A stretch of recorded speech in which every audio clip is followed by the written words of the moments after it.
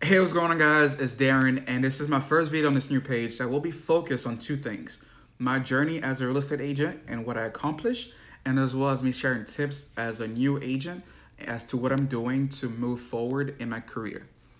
And today, I just want to give you back something that I've learned, and it's been very helpful to me in regards to the 5 steps I took to make sure I passed my real estate exam the first time.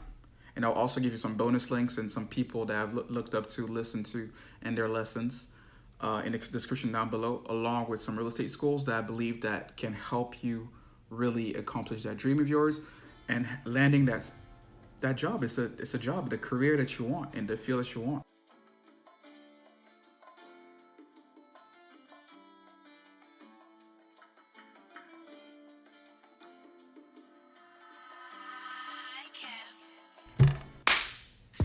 Hey, what's going on? My name is Darren. I am a licensed real estate agent in the state of Florida.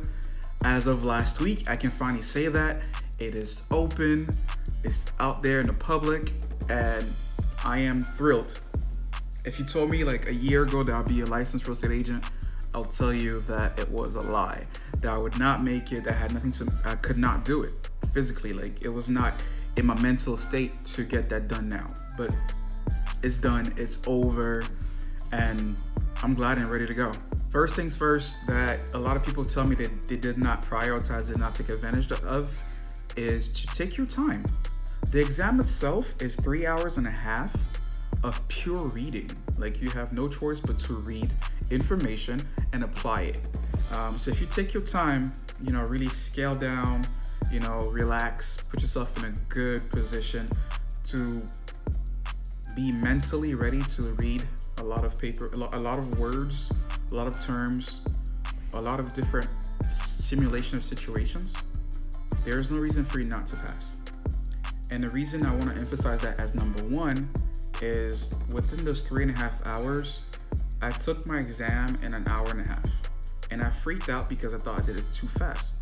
But having an extra hour, 2 hours, allowed me to really review the content and apply it appropriately to the situations that they gave me. And to really do so, honestly, is back to my key, is to take your time, take deep breath, and just relax. Trust in your preparation, trust yourself, and trust everything that you've done so far to pass the exam. The second key to taking and mastering this exam is understanding that you must read all the questions. Read them all. Sometimes it's so easy to look at an exam and say, oh man, this question is too hard, so I'm not going to solve it. I'm not going to take my time and read it. I'm just going to skip it and come back to it. Well, you have 100 questions, and all you need is an 85. So 85 correct questions will lend you the proper score for you to pass. And it's so easy to skip over a good quarter, a good portion of the exam because it's too hard. And you're like, hey, you know what? I'll answer this later, and then later comes, you either forget about it or you checked it and not review it. So one of the key factors and one main thing to remember is to really read all the questions and take your time in understanding the question. If you can't take the question, there's a cool, cute little button called check review, and make sure at the end of the exam that you go through all the reviewed questions just to see the ones that you missed. And if any questions you have a doubt on, and if you just mark it, and if you feel like the answer that you have sticks, do not change it. Just move on to the next question. And going with the last point, number 3, is to read all the answers. Sometimes the answers give you more clues to the answer itself than the question does. Even if you're 100% that the answer that you have is positive, still read all the follow-up questions that you have on there so that you're ready to answer them. Like, I'm very repetitive on this, but it is key to just basically read all your questions and read all the answers. You may have selected an answer too quickly that you believe that was right. You may have answered too quickly a question that you really thought was wrong, and it was perfect. It was right. When you really take your time and read all the questions, and you can really deconstruct the question and the answer, and really look for the clues that come in that answer, and the clues that come within the parameters of the question. Next thing, a trick that I learned in college when I was trying to become a lawyer, and I started taking, logic questions and logic tests to understand logic a little bit better. Treat all answers and all questions as a true and false. Meaning that once you read a question, you expose to a question, try to break down the answers as true or false. So I can't think of an example from the top of my head, but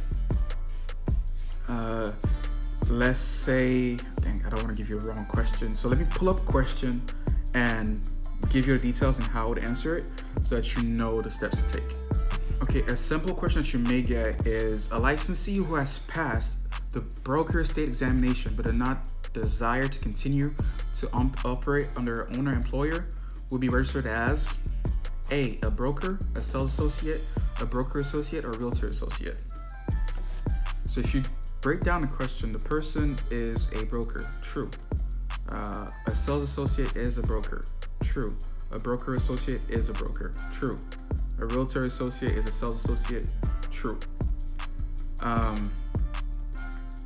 Dang, they're all true, right? It's impossible. It can't be right. When you go back to the question, it tells you that the examinee, the person that just became a broker, decided to continue to operate under an owner-broker-employer. That means they still want to work under a broker.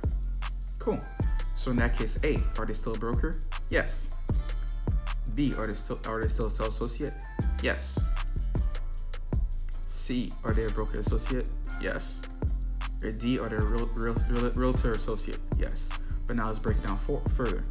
To be a broker, right, that means you have your own brokerage. So bam, false.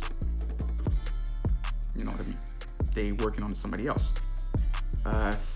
B, sales associate. Technically, yes, a broker is a sales associate, but in this case, because they became a broker, they're no longer a sales associate on paper. But what are they? So let's put that as false. Well, C, they're a broker, and they're an associate of a brokerage. So C, true answer is C, a broker associate. So this is just how I would break down a question in my head and try to get it. But once you understand the true and false system of the questions and how to answer them, put in that situation in your head, you just gain like 75% chance of answering the questions a lot better. Taking your time breaking down each section of the question gains you like 1,000,000 points. Well, not really 1,000,000, but gives you more chances to win. I'm gonna leave that one for last. Is that it's really a rule of thumb. I don't really believe in it just because it has not worked for me, but it has worked for some people.